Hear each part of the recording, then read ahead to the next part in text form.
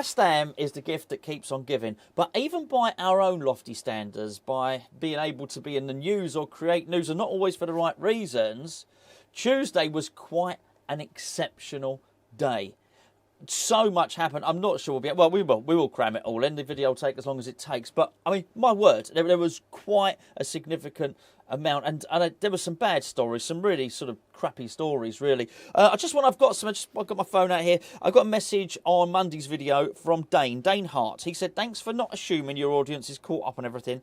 I'm from the States and only really get club updates from yourself and from Twitter. So thank you very much for the message, Dane. I'm going to carry on in that vein. I'm going to assume you don't know, so, hey, you know. But I'll tell you what, it was news for me, because I'd been out. I was out for a couple of hours. Came back, loads of notifications on the phone. Thought, what on earth's gone... What's gone on here? Me being an optimist sometimes. Thought, oh, maybe West Ham have signed a player. No. Actually, we hadn't. We'd lost a few, though. Where do I start? Look, the big story that was just everywhere, all on social media, everywhere, was that Mark Noble had resigned from his position as sporting director. I don't know how much of this is true, okay? I'm not telling you this is true. It was news to me. I picked up the phone and read it like everybody else. I think reading between the lines, and I have read a lot of messages about this, a lot of posts, a lot of comments. I think reading between the lines, there was some sort of... disagreement or some sort of discrepancy between what Mark Noble thought his job as sporting director would be and what the club thought it would be. As I understand it, there was some difference in opinion in transfer policy. Now, what does that mean? I don't know. I really don't know at all. I'd love to be a fly on the wall for that. I'd love to have known that. I'm going to go with... I'm going to go with my suspicion that Mark Noble was really going into bat for West Ham here and trying to do what was right. So I'm assuming he wasn't impressed with the way we were doing certain things. Now, the interesting thing about that is whether or not that conflicts with what David Moyes is trying to do. I don't know. Maybe it's sort of part of the Danny Ings transfer. I'm really guessing here. This is without any sort of foundation at all. Let me get that right. Maybe he thinks we should be going for a sort of a younger type player. I don't know. Anyway, so that was a really, really weird story. But then, as soon as the story had broken, just trying to follow the timeline of it, it appeared that they'd reconciled their differences and Mark Noble was going to continue to be sporting director. Make of that what you will. Tell you what, we don't particularly need that right now, do we? It smacks of a club in conflict, and it's actually a time. I don't want to talk too much about Brighton. Talk about Brighton quite a lot, but you look at how well that club is run. They lose their manager, and it's like a well-oiled machine. They just carry on, just from top to bottom. There seems to be a sort of synchronised way of operating. Excuse me. It's got all choked up. You understand? I get very emotional talking about Brighton. They seem to have a synchronised way of operating, which I'm quite jealous of, if truth be known. That wasn't the only thing. Some news started to also break that Kurt Zouma was injured. No surprise to us, right? No surprise at all.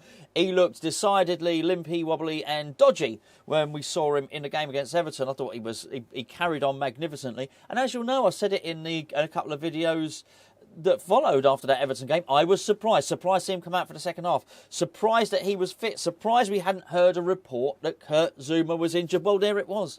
Kurt Zouma injured. And what can you say? You know, how is our luck? And I understand, look, some of this might not be down to luck. Let's be honest, when we bought Kurt Zouma, he had 2 previous knee injuries. So there was that. I'm never surprised if Kurt Zouma sort of breaks down, but I still do think we're unlucky. I think both things can be true. I think you can be more diligent in the way that you assess players and the way that you scout them. Sorry, that's my computer giving me an antivirus warning. Not me. Hopefully I haven't got a virus. Hopefully the computer hasn't got a virus. But anyway, I guess we'll find out later on. Should have muted that, really.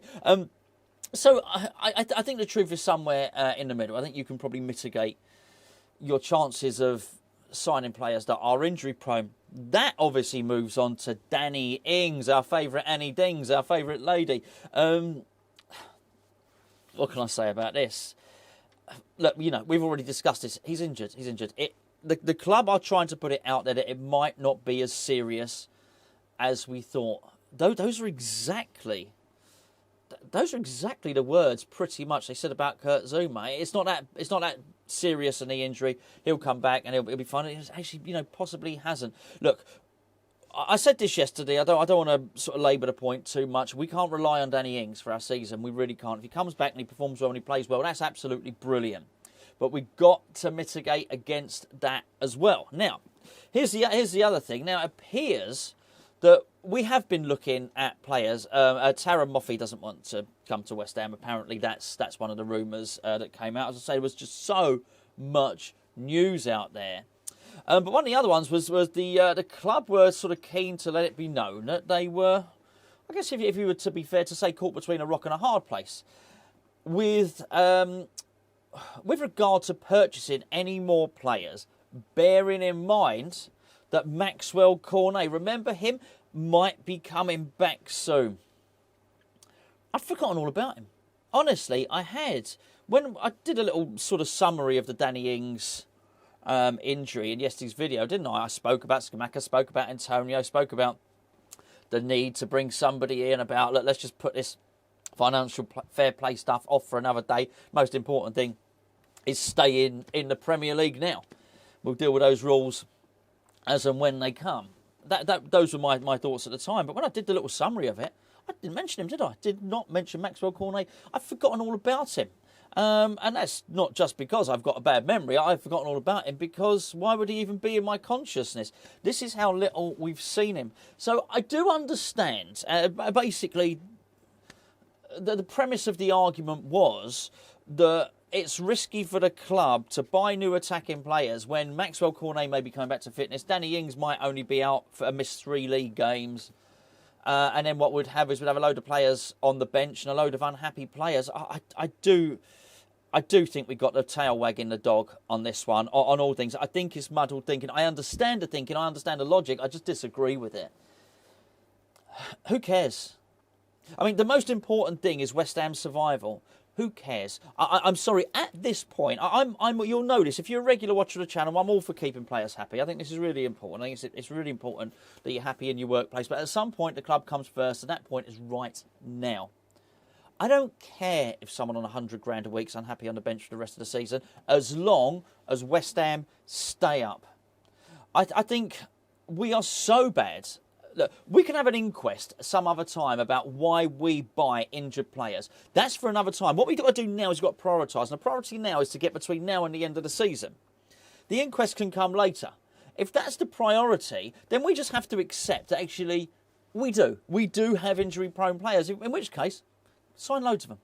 Sign loads of them.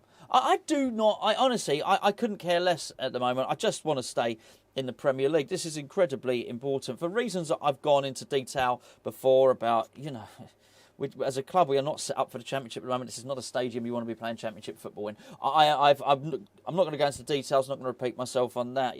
You've probably heard the argument several times before, and I'm completely bored with it. But here's the thing. Except, if you've got injury-prone players, the whys and the wherefores, forget about it. Just accept it's happening. If you're going to accept it, then we have them. Then you're going to need a big squad. All this stuff about submitting the final numbers for the Europa Conference League, whoopie-doo. I don't care. So if we've got a bigger squad, 2 bigger squads, some of them are going to miss out. I just don't care. It's a high likelihood is somebody else is going to get injured. So, look, Scamacca might come back from injury. You know, who's to say Danny Ings? You cannot rely. Look, hopefully Danny Ings is only out for 3 games. But we can't rely upon it, can we? I mean, we really can't. Hopefully, Maxwell Cornet comes back, and when he comes back, we finally get the player for the run-in for the remainder of the season that we hoped we would get in when we gave Burnley £17 million for him. That's the hope. But we can't expect it. We can't back out. What we can't do is basically stake our Premier League survival on Maxwell Cornet's fitness and Danny Ings' fitness, even Kurt Zouma's fitness. We mustn't do this. We have to offset the injury-prone players. We really don't. When I say offset, I don't mean sort of sell them. Great. Look, if they're around, if Cornet comes back and he's playing really, really well, that's a bonus. But you can't bank on it. If what he's doing is he's firing it out with Sai Benrahma for that left wing spot, and they're both, and you know what, we can't decide which one's better because they're both in fantastic form. Well, that's brilliant. And that will benefit the club. I would just, I'm looking at the value of the club, looking at the valuation. I'm looking at the report a week or so ago. If we drop down to Championship, it could result in us losing £500 million. Look, money in football's quite obscene, right? It just is, and it often feels funny talking about these comments. Millions of pounds, if it's throwaways, a throwaway amount of money. It doesn't matter. They're easy words to say, a few million here, a few million there. Who cares, right? But actually, they do become small amounts when they're offset against $500 million, right? A few million, it just doesn't equate. If what you got to do is spend a few million now, have a few upset players, maybe, if what we get is a full squad. But let's be fair. What's the chance of us having a full squad? It's not going to happen anyway, right? Have a few upset players, a few players that might be miffed because they're not in the Conference League squad or whatever the case may be. Then so be it. That's just the way it's going to have to be. I tell you what, something else happened as well. Almost forgot this. I'd say I knew there'd be stuff to forget. There's some Darren Randolph stuff. We'll leave that for another day. Alphonse Areola. Now here's the interesting one. So FC Lorient, who we discussed yesterday. Why did we discuss them? Well, that's because where Tara Moffi plays. They are interested in Alphonse Areola. We've turned down the bid. This is so predictable. I wouldn't be surprised if Areola, I would not blame him at all. And this is where it's infuriating. It actually is annoying me the more I think about it. This is where David Moyes' lack of man management really gets exposed. I've got to say it. If I were Alphonse Areola, I'd go in. I would be thinking to myself, you're an idiot, mate. I mean, this is Alphonse Areola speaking to himself. That's what I'd be saying. I'd be saying you should have known it when you were here for a loan. For a season, he didn't use you. Come on, alarm bells should have been ringing. Why did you sign? Now, I know I'm contradicting what I've just said, which is, I don't feel sorry for anyone and all this. And I think we can't sell Areola, right? So if Areola stays and he's upset about it, well, hard cheese, basically, tough whatsits, right? And not the crisp whatsits, you understand. That would be a very stale whatsit. In fact, they probably never do go tougher whatsit, that they probably just disintegrate. Anyway. Never mind the crisp talk. What are your views on prawn cocktail crisps, by the way? Let me know. Disgusting. The devil's work. Nasty business. Anyway. I've lost my train of thought. Okay, yeah. So, Alphonse Areola. That being said, even though he's going to have to stay and stick it out, I would not blame him at all if he's there to talk to Santa David Moyes. Can I go, please? You clearly don't rate me. We've had a season on loan. You signed me permanently. Come on. You prefer him. Even when he makes a mistake, he's still in. Can I just go? And do you know what? He wouldn't be the first. He wouldn't be the last. Seems to be a lot of people that want to leave at the moment. Despite the win against Everton, it's really hard to make a case that the club isn't a mess. An absolute mess, signing injury-prone players, terrible form, rumoured backroom members of staff unhappy, players unhappy, players wanting to... A lot of players want to move. They don't just want to leave West Ham, they want to move area. That's how bad it's got. The sporting director falling out with the owners. It's terrible. It's awful at West Ham at the moment. I'll tell you this much now, and I'll finish with this. If you manage to get through all of this news round, I don't know how I'll title this video, by the way. There's so much of it.